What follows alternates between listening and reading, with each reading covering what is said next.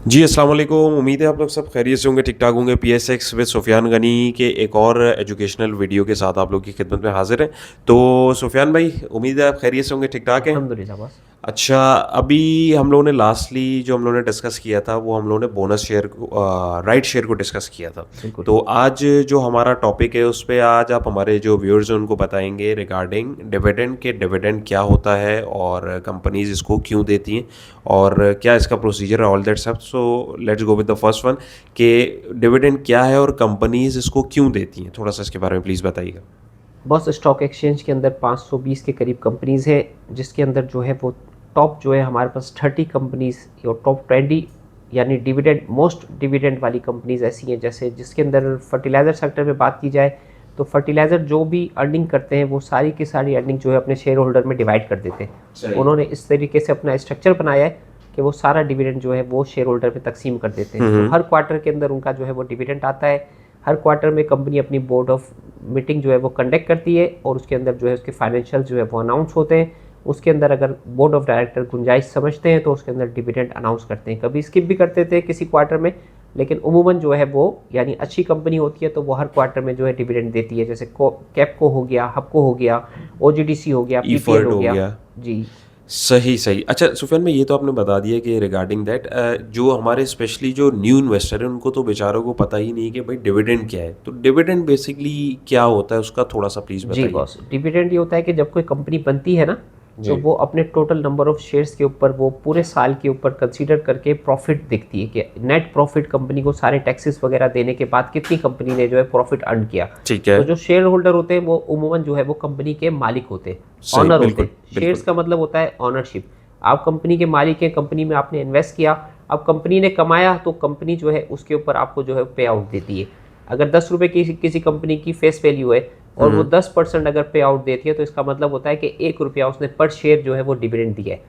अगर सही। कोई कंपनी 10 रुपये की फेस वैल्यू है, वो 100% डिविडेंड देती है तो इसका मतलब होता है कि उसने पर शेयर के ऊपर 10 रुपये डिविडेंड दे दिए। ऑलराइट, यानी जो डिविडेंड इन शॉर्ट होता है, वो कंपनीज़ जो अपना प्रॉफ़िट होती हैं, वो अपने शेयर होल्डर्स के साथ जो है उसको शेयर करती हैं, डिवाइड ताकि करती वो उससे बेनिफिट ले सकें। यानी कैपिटल एप्रिसिएशन जो आपके स्टॉक की होती है, वो अलग होती है और जो अपार्ट फ्रॉम दैट जो प्रॉफ़िट आपको मिल रहा होता है, वो अलग होता है। है। ऐसा ही बिल्कुल? बिल्कुल ऐसा ही ठीक है। हो गया। अच्छा, नेक्स्ट जो हमारा क्वेश्चन है, इसके लिए कौन एलिजिबल होता है और इसका क्या प्रोसेस होता है? ज़ाहिर है जिस तरह हमारे पास प्रीवियस उसमें हमने राइट शेयर का प्रोसेस डिस्कस किया, तो डिविडेंड का बेसिकली क्या प्रोसेस होता है, इसको थोड़ा-सा प्लीज़ बताइएगा? पोस्ट डिविडेंड का ये तरीक़ेकार होता है कि जैसे कोई कंपनी जो है सबसे पहले जो है इनके रिजल्ट्स के हवाले से जो है वो बोर्ड बोर्ड मीटिंग्स होती है, ठीक ठीक है? है। बोर्ड मीटिंग होती है, बोर्ड बैठा हुआ होता है, अब उसके सामने फाइनेंशियल्स होते हैं, कंपनी की परफॉर्मेंस होती है। उसके हवाले से वो जो है मीटिंग करके जो है कंपनी अनाउंस करती है कि भाई इतने परसेंट हम जो है अपने शेयर होल्डर को जो है वो डिविडेंड जो है वो अनाउंस कर रहे हैं। तो वो सही। स्टॉक एक्सचेंज के अंदर जब उनकी बोर्ड मीटिंग कंप्लीट होती है तो वो एक नोटिस जो है स्टॉक एक्सचेंज को भेजते हैं। स्टॉक एक्सचेंज अपनी वेबसाइट पे लगाता है psx.com.pk पे, और dps.psx.com.pk के ऊपर जो है डेटा पोर्टल के डेटा ऊपर भी पोर्टल। आप देख सकते हैं, और वो दूसरी वेबसाइट्स के ऊपर भी। कराची केसी स्टॉक के हवाले से एक वेबसाइट बनी हुई है अपना बिजनेस रिकॉर्डर की, उसके ऊपर भी आप उसको प्रीवियस भी देख सकते हैं, हिस्टोरिकली भी डिविडेंड्स वगैरह देख सकते हैं सही। कि किस कंपनी ने कितने डिविडेंड्स दिए। तो जब ये अनाउंस करते हैं board of director sorry, board of director जब अनाउंस करते हैं डिविडेंड को, तो उस अनाउंसमेंट के बाद वो डेट देते हैं कि बुक क्लोजर की ये डेट होगी। सही। यानी उस बुक तक अगर जो शेयर रखेंगे तो वो जो है डिविडेंड लेने के हकदार होते हैं। यानी कंपनी की बुक्स के अंदर जिस बंदे ने लेट्स से अगर शेयर लिया हुआ है, तो कंपनी की बुक्स में उस बंदे का रिकॉर्ड आया था कि इस डेट के ड्यूरेशन में फला बंदे ने इतने नंबर ऑफ स्टॉक्स लिए हुए थे जो इस डिविडेंड के लिए एलिजिबल हो सकता है। सही है? ऐसा ही है बॉस, ठीक ये है। हर कंपनी के जो है वो रजिस्ट्रार होता है। सही। तो रजिस्ट्रार का ये काम होता है कि वो बुक एंट्री जो है वो करते हैं। जैसे जो बुक क्लोजर होती है, तो जिस दिन तक बुक क्लोजर फर्ज करें एक कंपनी की 11 तारीख है, आज की डेट है मार्च ठीक है। 11 की, ठीक तो है। 10 तारीख को वो एक्स हो जाता है। यानी 10 की जो ट्रेडिंग थी T+1, पहले T+2 की क्लियरिंग थी, अब T+1 है। तो सही। एक दिन के अंदर क्लियरिंग हो जाती है। फर्ज करें कल आपने शेयर खरीदा 10 तारीख को, तो 11 तारीख को आपके अकाउंट में आ गया। सही और है। अगर 12 तारीख उसकी बुक क्लोज की है तो मतलब ये है कि 12 तारीख को जो जो भी शेयर खरीदेंगे वो एक्स होके शेयर खरीदेंगे, वो ठीक इसके है। डिविडेंड के हकदार नहीं होंगे। और जिन्होंने 10 तारीख को शेयर खरीदे तो 11 तारीख को जो है वो उनके बुक के ऊपर, जब कंपनी के जो रजिस्ट्रार होगा उसकी बुक पे आ जाएगा कि जैसे आपका नाम काशिफ साहब है तो काशिफ साहब का अकाउंट नंबर, फोलियो नंबर आ जाएगा कि भाई आपके पास इतने शेयर्स पड़े हुए थे ठीक और है। इतने शेयर्स के जो है आपको डिविडेंड मिलेगा। यानी बुक क्लोजर डेट के अंदर इन शॉर्ट मिसाल के तौर पे अगर किसी कंपनी ने बुक क्लोजर डेट्स अनाउंस की हुई हैं, यानी 7 तारीख से 8 तारीख तक या 9 तारीख तक लेट्स से, तो 7 तारीख से 9 तारीख के बिटवीन में जो भी बंदा बुक क्लोजर डेट्स के ड्यूरेशन में, इस डेट्स में शेयर लेता है, अब जो एक्स डेट होगी, एक्स डेट यानी उसके नेक्स्ट डे हो जाएगी हमारे पास, ऐसा बिल्कुल ही हो है? जाएगी, बिल्कुल हो जाएगी। T+1 की क्लियरिंग है तो फर्ज करें अगर किसी कंपनी की 11 तारीख को बुक क्लोज हो रही है, ठीक है। तो आपने 9 तारीख को जो है वो शेयर्स रखने हैं, 10 तारीख को वो एक्स होके खुलेगा।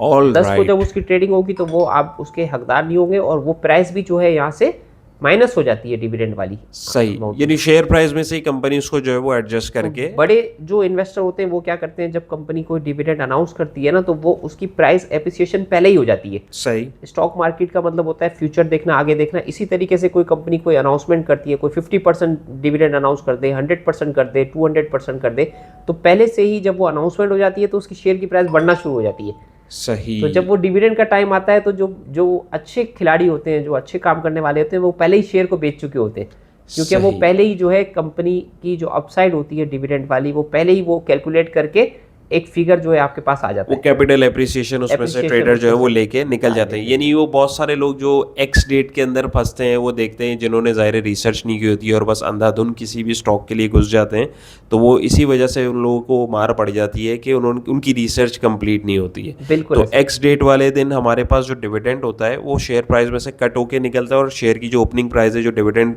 अनाउंस किया हुआ होता है, वो उसमें से कट होती है और हमारे पास जो है डिविडेंड एक्स हो जाता है, जो शेयर होल्डर्स होते हैं जिन्होंने बुक क्लोजर की ड्यूरेशन में लिया हुआ होता है। बिल्कुल ऐसा ही है। जैसे लोटे केमिकल के हवाले से देखें, उन्होंने स्पेशल डिविडेंड अनाउंस किया, तो वो स्पेशल डिविडेंड की जो अमाउंट थी वो पहले ही कैलकुलेट होकर उसकी प्राइस जो है बढ़ चुकी थी। ठीक अब है। जिन्होंने डिविडेंड लिया तो डिविडेंड लेने के बाद जब वो एक्स हुआ तो उसके बाद उसकी प्राइस जो है वो डाउन हो गई। सही। उसकी सही। वजह से फाइनेंशियल लॉसेस भी होते हैं। तो आपने इस बात को कैलकुलेट करना है कि आपने कंपनी की परफॉर्मेंस, कंपनी की आगे की परफॉर्मेंस, कंपनी के आगे के क्वार्टर, कंपनी की आगे की प्रोग्रेस, हर कंपनी के हर एक यानी प्रोडक्ट का एक सीज़न होता है, उस सीज़न के ऊपर उसकी सेल होती है, तो उस सेल के बिहाफ पे जो है वो कंपनी की यानी अर्निंग्स और फाइनेंशियल्स बनते हैं। तो आपने इस बात को भी कंसीडर करना है कि ये फर्ज करें अगर कोई टायर बनाने की कंपनी है, अब टायर बनाने के प्लांट अगर बंद पड़ा हुआ 1 महीने तक, तो लाजमी सी बात है अगला जो क्वार्टर होगा वो टायर बनाने वाली कंपनी का इतना अच्छा नहीं होगा। अब डेफिनेटली। जो लास्ट जो क्वार्टर जो गुजरा है उसके अंदर कंपनी ने फुल प्रोडक्शन के साथ जो है वो टायर बनाए और कंपनी ने जो अपनी प्रोडक्शन दी, कंपनी की जो है टायर, जैसे साजगार को देखें तो साजगार की रक्शे बनाने की कैपेसिटी हर महीने के अंदर इसके नंबर्स आते हैं कि कितने साजगार ने रक्शे बनाए और साथ में फिगर होता है कि इतने रक्शे बिके। सही। तो असल है सेल, बना तो लिया माल, माल बनाने के बाद कितना माल बिका, उस बिकने के बाद जब वो रिजल्ट आता है तो फिर वो जो है इन्वेस्टर्स को जो है वो उसके अंदर खुशी होती है, उनकी अर्निंग्स जो है वो अच्छी होती है, उनको अच्छे जो है वो रिटर्न्स मिलते हैं, कंपनी की परफॉर्मेंस अच्छी होती है और कंपनी जो है वो अगर अच्छा अनाउंसमेंट देती है तो उसके शेयर की प्राइस बढ़ती है, जबरदस्त उससे हो गया। कैपिटल गेन मिलता है आपको। सही। यानी डिविडेंड इन शॉर्ट जो है ट्रेडर्स के लिए नहीं है, ट्रेडर्स जो हैं वो ट्रेडिंग के हवाले से रहते हैं और डिविडेंड जो है स्पेशली जो इन्वेस्टर होते हैं ये उनके लिए करामत एक स्ट्रेटजी होती है कि वो डिविडेंड जो है उसको लेके अपने जो बेनिफिट है स्टॉक मार्केट से ले सकते हैं। यानी बहुत सारे अर्निंग एवेन्यूज़ में से एक ये डिविडेंड भी एक तरीका इसमें मौजूद है। अच्छा, लास्ट इसमें मेरा ये है कि डिविडेंड के लिए एलिजिबिलिटी का कोई स्पेशल क्राइटेरिया या कोई भी इसको अवेल कर सकता है? बॉस डिविडेंड जो है वो इसका सबसे बड़ा बेनिफिट ये होता है कि वो आपके ट्रेडिंग अकाउंट के अंदर डिविडेंड पोस्ट नहीं होता। डिविडेंड बेसिकली जब आप अकाउंट खुलवाते हैं तो आपका आईबीएन नंबर लिया जाता है, उस आईबीएन नंबर पे रजिस्ट्रार जो है जब बुक एंट्री करते हैं वो डायरेक्ट आपके बैंक के अंदर डिविडेंड जो है वो डिस्पैच करते हैं। तो ये आपका बेनिफिट होता है कि वो डायरेक्ट आपके बैंक में जाता है। सही। ट्रेडिंग अकाउंट से उसका कोई कंसर्न नहीं होता, बस यहाँ से आपने शेयर खरीदा और वहाँ डायरेक्ट आपके बैंक के अंदर जो है डिविडेंड की यानी टैक्स 15% है डिविडेंड अमाउंट के ऊपर, वो टैक्स डिडक्ट होता है और ज़कात का अगर आपने डिक्लेरेशन दिया हुआ है तो ज़कात आपकी नहीं कटती और सारे पैसे आपके अकाउंट में डिस्पैच हो जाते हैं। ज़बरदस्त हो गया। तो यानी ये ओवरऑल जो है एक छोटा सा प्रोसीजर होता है जिसके थ्रू डिविडेंड जो है वो हासिल किया जा सकता है।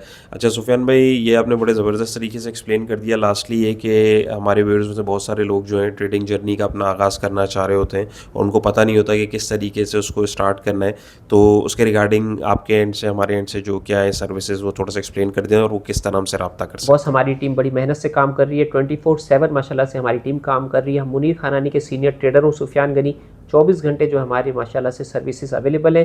तो आप अगर हमसे कांटेक्ट करते हैं, व्हाट्सएप करते हैं हमारे कस्टमर सपोर्ट नंबर के ऊपर, मेरे नंबर के ऊपर आप करते हैं, तो हम फ़ौरन रिस्पॉन्स करते हैं। और हमारी कोशिश होती है कि बगैर किसी तकलीफ़ के जो है आपका ऑनलाइन घर बैठे बैठे जो है अकाउंट खुल जाए, बायो वेरिफिकेशन आपकी हो जाए, OTP वेरीफाई हो जाए और जो है आपकी स्टॉक की जर्नी स्टॉक स्टार्ट हो जाए। उसके बाद भी हम फ्री ऑफ कॉस्ट जो है आपकी सारी गाइडेंस और सारी चीज़ें जो है वो प्रोवाइड करते हैं अकाउंट से related.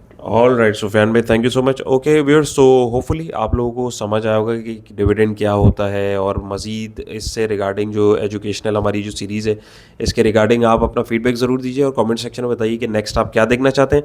Thank you so much Sufiyan भाई, इंशाल्लाह फिर एक नेक्स्ट व्लॉग के अंदर आप लोगों के साथ जो है मुलाकात होगी। थैंक यू सो मच, अल्लाह हाफिज़।